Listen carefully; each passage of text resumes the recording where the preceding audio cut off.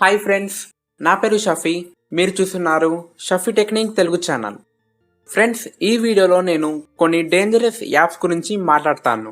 అయితే ఈ యాప్స్ కనుక మీరు వాడుతుంటే ఈ వీడియో చూసిన తర్వాతే మీరు ఈ యాప్స్ను అన్ఇన్స్టాల్ చేయాలి. అసలు ఈ యాప్స్ ఎందుకు వాడకూడదు కూడా వివరంగా చెప్తాను. అందుకని ఫ్రెండ్స్, ఈ వీడియో చివరి వరకు చూడండి.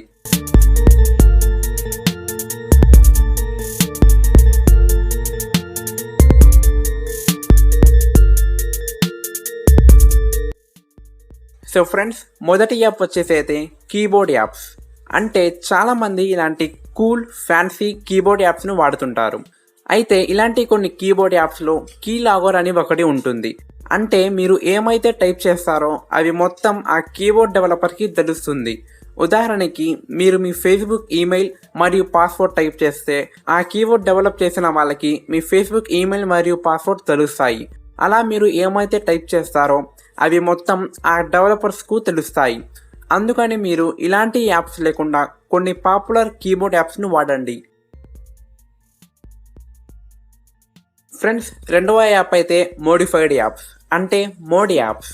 అసలు మోడ్ యాప్స్ అంటే ఏమిటో ఒక 2 మాటల్లో చెప్తా. ఇప్పుడు మనకి ఒరిజినల్ వాట్సాప్ ఉంది.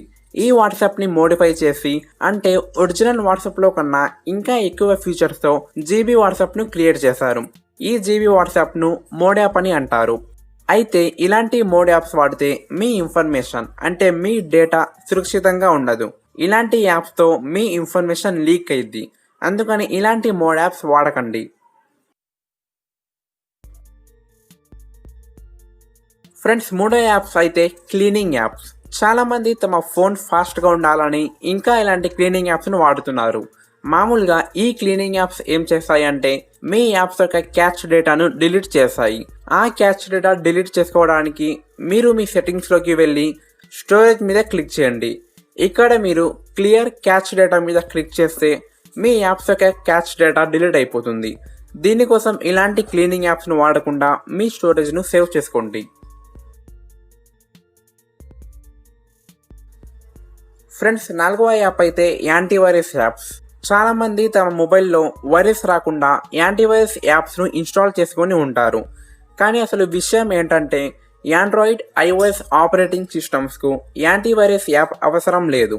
కానీ విండోస్ లేదా మ్యాక్ఓఎస్ ఆపరేటింగ్ సిస్టమ్స్కు యాంటీవైరస్ సాఫ్ట్వేర్ తప్పనిసరిగా ఉండాలి.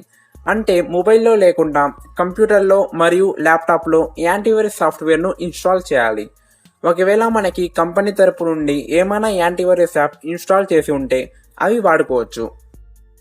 సో ఫ్రెండ్స్, ఇవైతే నేను చెప్పాలనుకున్న యాప్స్. నేను ఇచ్చే సలహా ఏంటంటే ఇలాంటి యాప్స్ను వాడకుండా కొన్ని పాపులర్ యాప్స్ను వాడండి. సో ఫ్రెండ్స్, ఇంకా మీకు ఏమైనా సందేహాలు ఉంటే కామెంట్ చేయండి. వీడియో నచ్చితే లైక్ మరియు షేర్ చేయండి. మర్చిపోకుండా మా ఛానల్ని సబ్స్క్రైబ్ చేయండి.